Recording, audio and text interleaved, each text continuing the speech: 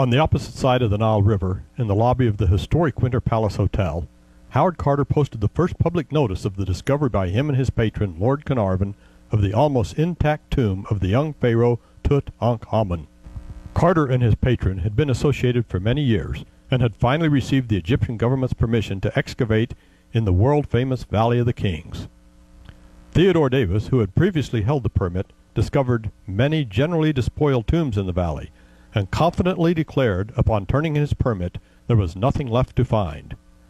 After 6 years of fruitless excavation, a water boy working under Carter stumbled upon a set of steps in the very heart of the valley that led to an underground, sealed doorway. Carter immediately sent a telegram to Lord Carnarvon, who was in England at the time, informing him that he had discovered an intact tomb. Carnarvon rushed to Egypt, and upon making a breach in the tomb's doorway, "Can you see anything?" Yes. Wonderful things. excavation and clearance at the site proceeded deliberately, with a team of experts that represent a virtual who's who in the field of Egyptology. Carter was a strange fellow in many ways, but he had great gifts. He was little short of a genius in the practical mechanics of excavation and in the recording and preservation of fragile objects of antiquity.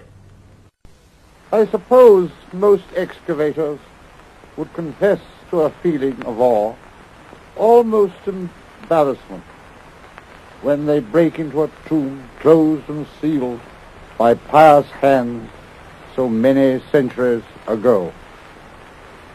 33 centuries had passed since human feet last trod the floor on which we stood, and yet the signs of recent life were around us.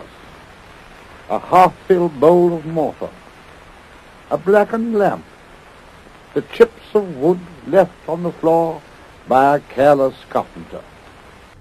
He had found the outer chamber of what was almost certainly an intact tomb of a pharaoh, the first ever found. But only after every precaution had been taken to preserve the objects from the tomb would he consider opening the second chamber. I carefully cut the cord, removed the precious seal, drew back the bolts, and opened the doors. None of us but felt the solemnity of the occasion. In a dead silence, the huge lid, weighing over 1.25 tons, was raised from its bed. Light shone into the sarcophagus, but how disappointing! The contents were completely covered by linen shrouds. But as the last shroud was rolled back, a gasp of wonderment escaped our lips. So gorgeous was the sight that met our eyes. A golden effigy of the young king of magnificent workmanship filled the whole of the interior.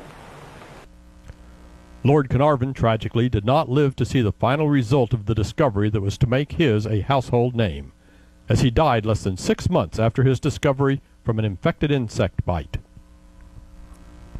Finally, almost all of the tomb's contents were catalogued, removed, stabilized, and sent to the Cairo Museum, where they are currently on public display. Tutankhamun, unique among all of Egypt's ancient kings, still rests in his tomb in the Valley of the Kings.